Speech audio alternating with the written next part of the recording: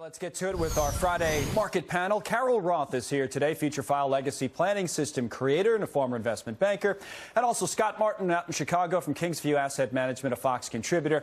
All right, obviously, as Edward says, Scott, we'll talk trade this hour, but big picture, the story is the economy. I think a lot of us, I know I've, as usual, scrolling through Twitter this morning, about 8:30 in the morning, and I was 3.2%. I thought it was a misprint until I saw 5 or 6 tweets in a row. I said, boy. So what do you make of this GDP figure? Are you excited about the future, or do you say to yourself, I wonder if we can sustain this? What's your take? Oh, I mean, Connell, you know I'm always excited about the future, so that goes without saying. But I will tell you, economically, though, my friends, even the Democrats and most Republicans should be excited, because I think this was a data point, the GDP that you mentioned, which is backward-looking, yes. But originally, I mean, gosh, go back to the beginning of the year, this was supposed to be maybe flat, maybe 0.5, 0.7%, and now we're above 3. So that's very good, plus some revisions that'll come. So to me, you look at these recent data reports, whether it is GDP, wage growth numbers have been very good, unemployment numbers, too, on the percentage-wise. Those have been all very much stronger, let's say, than what we thought they probably were going to be coming into the year. And I think stocks are taking a lead from that, because we're seeing these new highs in the markets these days in response to good earnings as well. All right, Carol, what's next then? What is the future? Future file, right? What's the future hold here? Future. We're going to look into the future. And as I always say, you know, I quit my job at the Psychic Friends Network, so I don't have that connection anymore. But my best guess is I think that you're going to get this balanced out a little bit in the second quarter. There were some things in terms of inventory build, in terms of exports being up and imports being down, that I think may weigh a little bit on the second quarter. So I think when you average out the year, I certainly don't expect that we're going to see 3.2% for the full year. But could we see 2.5%? Absolutely. And I still think that that is fantastic news. I think anybody's going to be happy with that. So from my perspective, you may get a little bit of an up and down, but overall, this should be a very nice growth year for us. Love it. The biggest Dow winners this week, Disney, United Health, and Microsoft. Let's go to Jerry Willis with more on how the markets did this week. Jerry. Oh, my gosh. Melissa, a bumpy week for the markets. We had mixed earnings. The Dow closing its second down week in 3. But when it came to the S&P, when it came to the NASDAQ, we hit new highs yet again. Second record close for both of those indexes. The S&P above 29.33. That was a critical level. 6 points higher than that, 29.39. The NASDAQ had to close above 81.20 to make that record. Did so by 26 points. So that's very exciting news. But let me tell you the blowout news today that everybody was excited about.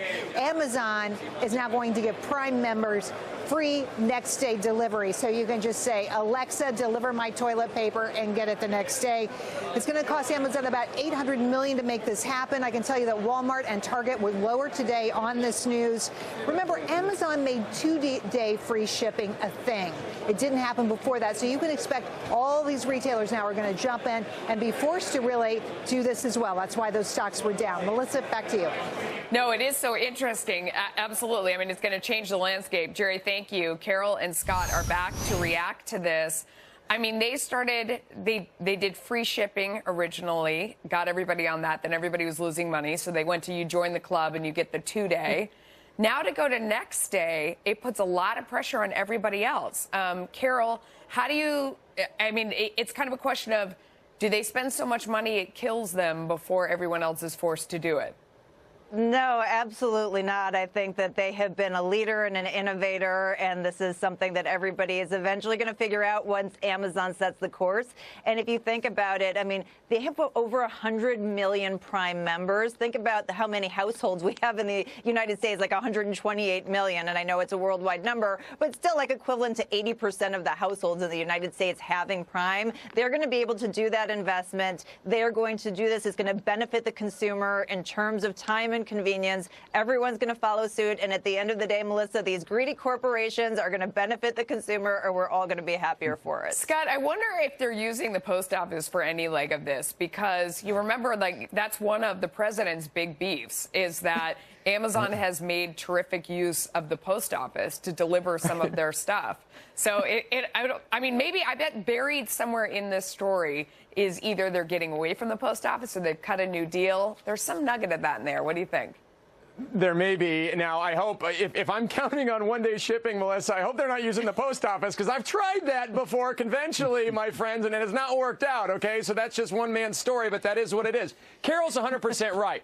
This is a benefit to the consumers. This is increased efficiency. It's increased service. And she also made a really good point. I mean, Melissa, you and I have been Amazon Prime zealots from the jump. I mean, I'm fine to admit that on national TV with you. Amazon Prime still remains the best deal on the planet. And they just, remember, guys, about a year or so ago, kicked up the price by $20 a subscription. They just found $2 billion in revenue by doing that, and nobody batted an eye. They've got total control of their destiny. I guess, but they absolutely lose money on me. I get like 20 Amazon boxes I think a so day. too for me. Yeah, they couldn't be making money on me, but whatever. Anyway, we'll see, guys. Thank you. All right, here.